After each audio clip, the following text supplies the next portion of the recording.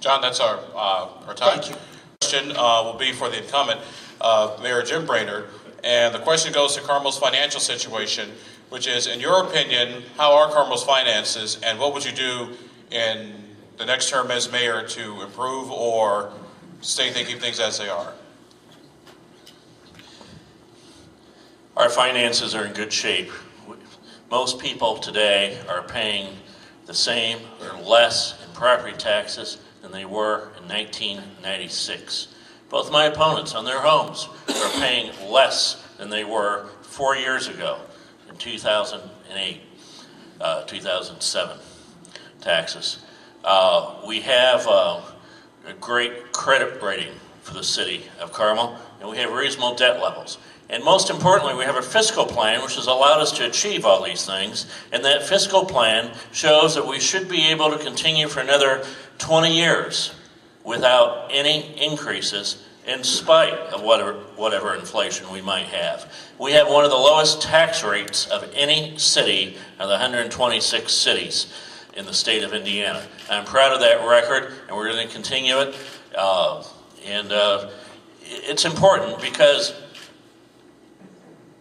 29% of our total revenue as a city comes from commercial assessments. In other words, businesses, offices, retailers, and others that choose to locate here. That's far higher than most other cities.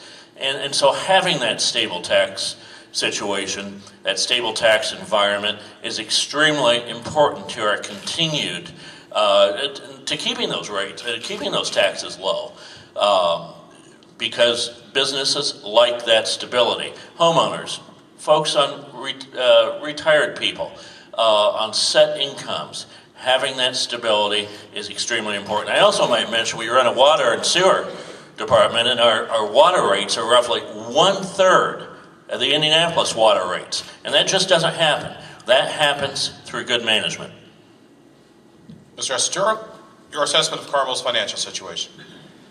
First of all, I wish I knew, because all the information is not available to me, even though I'm a member of the Carmel City Council and have been a member for the last 3.5 years.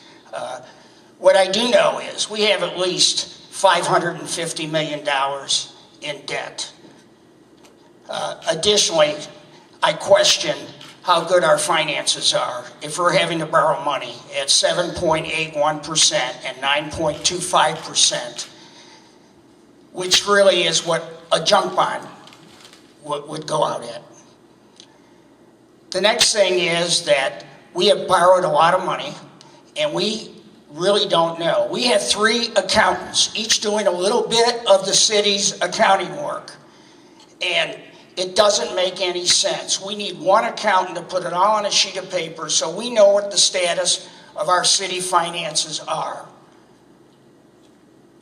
Additionally, we can talk about our low taxes, but since the mayor's been in office, they've implemented a restaurant tax of 1%. Our property taxes have gone down, but we had to pay another 1% on our sales tax. And additionally, if we wouldn't have spent all this money in the redevelopment area, we could have given that money to the school district and reduced the referendum that was recently passed, which is going to increase every Carmel resident in this room tax as soon as you get your bill. And I understand they're coming out in the next 2 weeks. Thank you. Mr. Spigelman, your assessment of Carmel's financial situation. The Carmel financial situation is a matter of promises. Promises by this mayor. 4 years ago, this mayor promised that we would not have any tax increases. Look at your tax bill.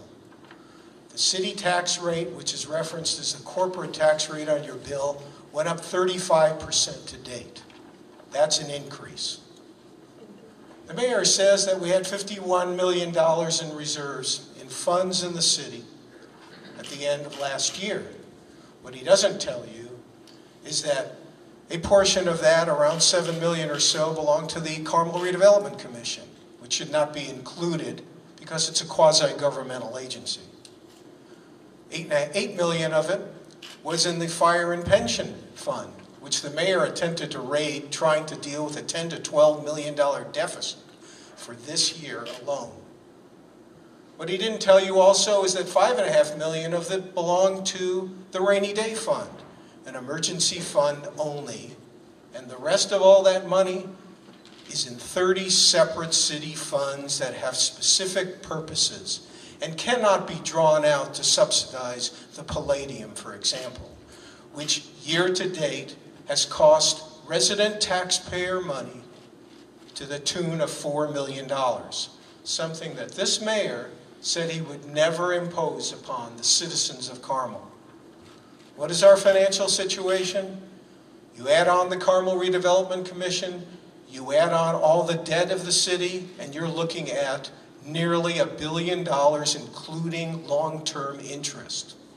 Oh yes, we have a AA+ rating, but that rating is for economic situations. The mayor has been saying it's a raise in our general obligation bonds. We don't have any general obligation bonds in Carmel.